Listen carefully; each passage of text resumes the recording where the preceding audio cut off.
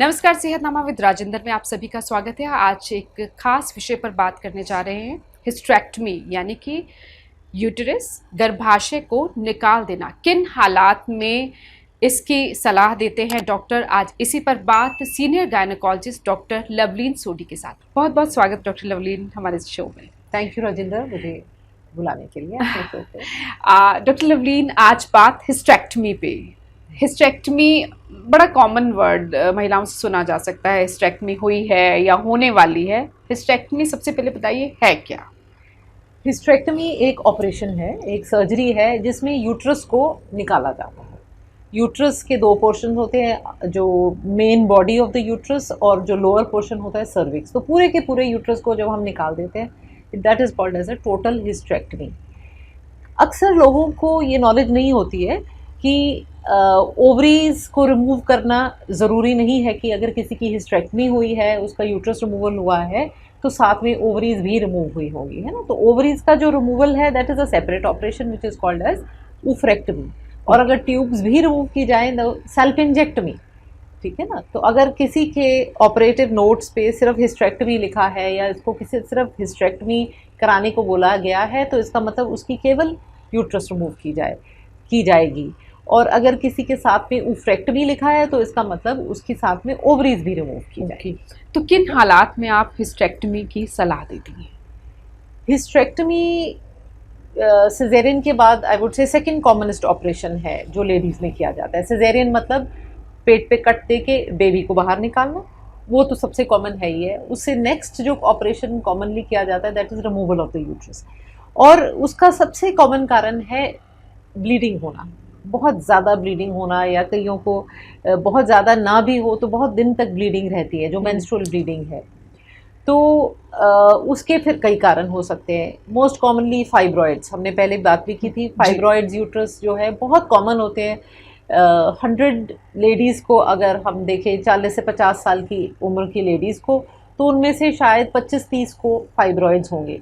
लेकिन सभी फाइब्रॉइड्स को रिमूव करने की ज़रूरत नहीं होती, सभी फाइब्रॉइड्स के लिए सर्जरी की ज़रूरत नहीं होती। सिर्फ अगर वो फाइब्रॉइड्स परेशान करते हैं, और सबसे कॉमन परेशानी क्या होती है? Heavy bleeding. तो किसी को हैवी ब्लीडिंग या प्रोलॉन्ग ब्लीडिंग होती है पीरियड्स में, तो फिर हमें जो है ऑपरेशन करना पड़ता है। हैवी ब्लीडिंग आप किसे कहते हैं? कितने दिन तक होती है, देखो उसे काउंट करते हैं? हैवी ब्लीडिंग मतलब एक ही दिन में अगर बहुत ज़्यादा ब्लीडिंग हो रही है, ठीक है ना। एवरेज कहते हैं कि एक लेडी को करीब 80 ml के करीब एक मेंस्ट्रुअल साइकिल में ब्लीडिंग होनी चाहिए। तो वो अगर दिन बहुत ज़्यादा हो जाते हैं तो भी परेशानी है, या एक ही दिन में बहुत ज़्यादा ब्लीडिंग होती है तो भी परेशानी है। सो एवरेज इफ़ वी से कि दिन में 3 या मैक्सिमम 4 पैड किसी लेडी को सोक हो रहे हैं, उसको बदलने पड़ रहे हैं, तो ठीक है। अगर उससे ज़्यादा है तो it is definitely heavy bleeding. या फिर कईयों को बहुत बड़े बड़े क्लॉट्स पास होते हैं, क्योंकि ये सब चीज़ें होने से शरीर में वीकनेस आती है। तो फिर अगर ऐसा हो रहा है, किसी को हैवी ब्लीडिंग हो रही है, तो फिर हमें या तो फाइब्रॉइड्स निकालने पड़ेंगे। यंग एज में हम ऐसा करते हैं कि फाइब्रॉइड्स निकाल देंगे, यूट्रस को छोड़ देंगे। लेकिन अगर किसी फैमिली कंप्लीट हो चुकी है तो फिर बेटर होता है कि हम पूरा का पूरा यूट्रस ही निकाल वो इसलिए कि फिर से ये फाइब्रॉइड हो सकते हैं। Fibroids tend to come back again and again. तो somebody has completed the family, 40s में एज हो गई है या उससे ज़्यादा, 50 के आसपास, हाँ, एक बारी मेनोपॉज हो जाता है तो फिर फाइब्रॉइड श्रिंक करना शुरू कर देते हैं। फिर हमें इनको रिमूव करने की अक्सर ज़रूरत नहीं पड़ती है। इसके अलावा इतना लंबा स्पैन, आप 45-50 तक पहुंचोगे जब मेनोपॉज होंगे, शायद वो नहीं हो पाता। कई बारी नहीं हो पाता। कई बारी हम लोग, बहुत सारी आजकल मेडिसिन भी अवेलेबल हैं जिनसे हम ब्लीडिंग कंट्रोल कर लेते हैं। ज़रूरत पड़े तो हम स्पेशली मेनोपॉज के आसपास के टाइम में 1-2 साल कुछ दवाइयों से भी टाइम निकाल लेते हैं। फिर एक बारी मेनोपॉज हो गया तो फाइब्रॉइड्स क्वाइट हो जाते हैं, धीरे धीरे श्रिंक हो जाते हैं, तो फिर ज़रूरत भी नहीं पड़ती है। इसके अलावा कैंसर, यूट्रस का कैंसर हो तो यूट्रस निकालना पड़ेगा। ओवरीज का कैंसर हो तो भी हमें ट्यूब्स और यूट्रस निकालना पड़ता है, क्योंकि यूट्रस का कैंसर सबसे पहले स्प्रेड करेगा तो फैलोपियन ट्यूब्स और ओवरीज में जाएगा। ओवरीज का कैंसर होगा तो वो सबसे पहले यूट्रस की तरफ जाएगा। तो इसलिए अगर यूट्रस का कैंसर है तो हमें ट्यूब्स भी निकालनी पड़ेगी, ओवरीज भी निकालनी पड़ेंगी। और ओवरीज का है तो हमें ओवरीज के साथ साथ यूट्रस भी निकालना पड़ेगा।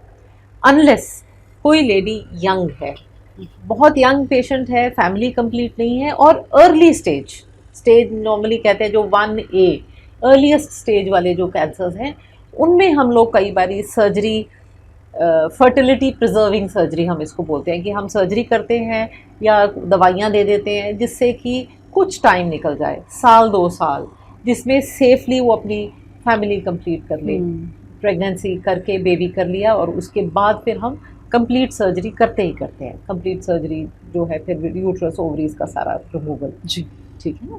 कई लेडीज़ को हम ये भी ऑप्शन देते हैं कि अगर आपको कैंसर है, कीमोथेरेपी होनी है, रेडियोथेरेपी होनी है, सर्जरी होनी है, तो उससे पहले वो अपने एग्स प्रिजर्व कर लें। जी, एग्स प्रिजर्व कर लें, और फिर जब एक बारी एक्टिव कैंसर का ट्रीटमेंट हो गया, उन एग्स के साथ हम लोग उनको IVF से बेबी दे सके, या फिर अगर सरोगेसी की ऑप्शन आ जाती है तो फिर हम वो जो है एग्स एम्ब्रियोज बना के हम किसी और इस्तेमाल के यूट्रस में भी डाल सकते हैं। तो कुछ और कुछ और एग options आ फ्रीजिंग जाती पर भी हम इससे पहले के एपिसोड में बात Yes. कर चुके हैं, और जो दर्शक जिन लोगों ने वो वीडियो नहीं देखी है, वो वीडियो आप देख सकते हैं, उसका लिंक डिस्क्रिप्शन में दिया हुआ। अब बात मेथड्स पे करें, हिस्टेक्टमी के मेथड्स क्या हैं, कैसे आप सर्जरी करते हैं, और उसके कुछ क्या ऑल्टरनेट भी हैं, वो भी बताइए। हाँ, तो मोटे मोटे तौर पे हम बोले तो एक तो पेट खोल के जो सर्जरी होती है ना, लेप्रोटमी या एब्डोमिनल हिस्टेक्टमी जिसको बोलते हैं, तो पेट में कट दिया जाता है। नॉर्मली 7-8 सेंटीमीटर 10 सेंटीमीटर तक का कट होगा, और उसके अंदर से ये जो एज ओल्ड तरीका बहुत सालों साल से चला आ रहा है ना, अब लेकिन ऑप्शन लैप्रोस्कोपिक सर्जरी की होल सर्जरी बोलते हैं, जिसमें 2 या 3 कट्स पेट पे लगाए जाते हैं, जिनमें करीब करीब 1 सेंटीमीटर का साइज होगा मैक्सिमम, या 1/2 सेंटीमीटर के साइज के कट्स होंगे। तो एक बड़े कट जो 1 सेंटीमीटर वाला होगा, उसमें से दूरबीन जाएगी, बाकी छोटे वाले जो कट्स हैं उनमें से छोटे इंस्ट्रूमेंट्स जाएंगे, और दूरबीन के साथ हम लोग टीवी पे देखते हैं, और साथ साथ में कटिंग हो जाती है, और जैसे बेबी डिलीवर होता है वजाइना के थ्रू उसको निकाल लिया जाता है यूट्रस को। ठीक है ना। या फिर अगर किसी के बड़े बड़े फाइब्रॉइड्स हैं, तो फाइब्रॉइड्स को छोटा छोटा कट करके पीस करके उनको निकाला जा सकता है। ठीक है ना। तो ये हो गया लैप्रोस्कोपिक सर्जरी। तीसरा आजकल एक robotic surgery which is a little more advanced form of laparoscopic surgery, जिसमें रोबोट के थ्रू सर्जरी की जाती है, जो कि ज़्यादातर रिकमेंडेड है कैंसर सर्जरीज के लिए, not as a routine, but expertise बढ़ती जा रही है। देखो आगे आगे क्या क्या निकलता है। And finally one way of doing a surgery is vaginal hysterectomy, जहाँ पे जो भी सर्जरी करनी है, हम जो यूट्रस की नेचुरल ओपनिंग है वजाइना के थ्रू, वहाँ से हम लोग सर्जरी कर देते हैं।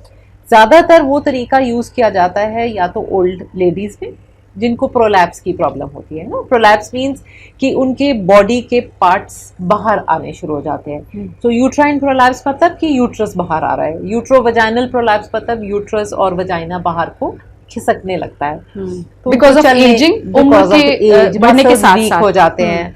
हाँ, कई बारी उनको डिफिकल्ट डिलीवरीज जब होती हैं, बड़ा बेबी डिफिकल्टी से डिलीवर हुआ तो नीचे के मसल्स फेशिया में डैमेज हो जाता है। यंग एज में जब बच्चा हुआ उसका असर बाद में नजर आना शुरू होता है। कईयों को यंग एज में भी प्रोलैप्स हो जाता है, पर अक्सर फिर वो ओल्ड एज में जाके होता है। तो फिर उस केस में हम लोग नीचे से ही सर्जरी कर लेते हैं और नीचे से ही रिपेयर कर देते हैं, ताकि वो जो है दोबारा से वो प्रॉब्लम ना आए। तो ये है डिफरेंट तरीके हिस्टेक्टमी करने के। सबसे सेफ तरीका क्या है? सभी सेफ हैं। The gynecologist knows which is the best method for whom. ठीक है ना।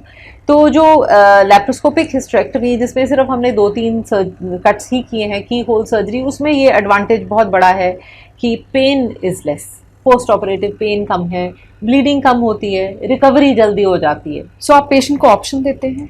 पेशेंट को हम लोग एडवाइस देते हैं कि ये आपके लिए ऑप्शंस हैं। तो लेकिन अगर जैसे जो लैप्रोस्कोपिक सर्जरी होती है उसमें हमें जनरल एनेस्थीसिया देना होता है। कोई लेडीज़ होंगी जिनमें जनरल एनेस्थीसिया सेफ नहीं है, हम स्पाइनल एनेस्थीसिया देना चाहते हैं, तो फिर हम लैप्रोस्कोपिक सर्जरी चाहे ना भी कर पाएँ। या कोई ओवरी के कैंसर की सर्जरी जैसे होती है, अगर एडवांस्ड स्टेज ओवेरियन कैंसर होगा तो फिर हम लैप्रोस्कोपिक सर्जरी नहीं कर सकते, क्योंकि किसी भी चीज़ को, कैंसरस टिश्यू को हम लोग काट काट के छोटे छोटे पीसेस करके निकालेंगे, वो तो स्प्रेड कर जाएगा।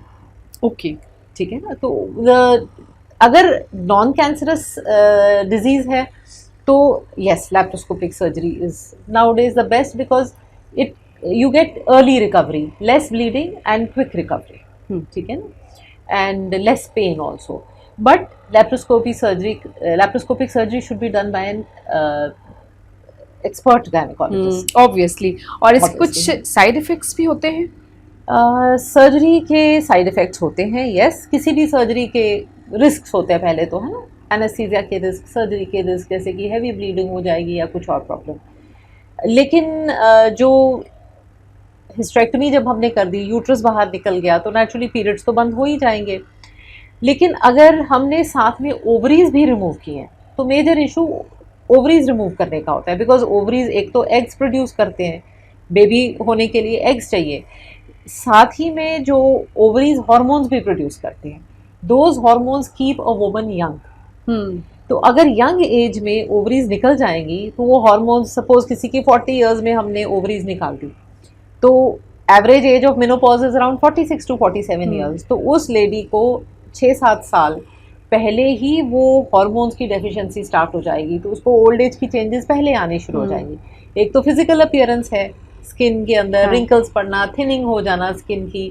उसके अलावा बोन्स में वीकनेस आ जाती है, ऑस्टियोपोरोसिस हो जाता है ना, जल्दी फ्रैक्चर्स हो जाते हैं, थोड़ा सा गिरे कहीं पे फ्रैक्चर हो गया, उस तरह की प्रॉब्लम्स आनी शुरू हो जाती है. उसके अलावा हार्ट की प्रॉब्लम होना, हार्ट में जो कोलेस्ट्रॉल जमा हो जाता है, हार्ट नैरोज हो जाती हैं, हार्ट की आर्टरीज, हार्ट अटैक का रिस्क. तो ये सब चीज़ें, ब्रेन भी स्लो चलने पर शुरू हो जाता है, dementia, all these things are known to occur more and at an earlier age in women where the ovaries are also removed at an early age. So nowadays आपकी कोशिश होती है कि ओवरीज को रिमूव ना किया जाए unless कि कैंसरस जैसी कोई problem. Very right, you got it right. तो 55 इयर्स से पहले कोशिश होती है कि ओवरीज हम ना रिमूव करें अनलेस ओवरी के अंदर ही प्रॉब्लम है, और खास करके कैंसर की प्रॉब्लम. जी. सो अभी हिस्टेरेक्टमी के बाद किन चीज़ों का ख्याल रखा जाए, कैसे अपना ध्यान रखा जाए, इस पर भी बात करेंगे, लेकिन अगले एपिसोड में.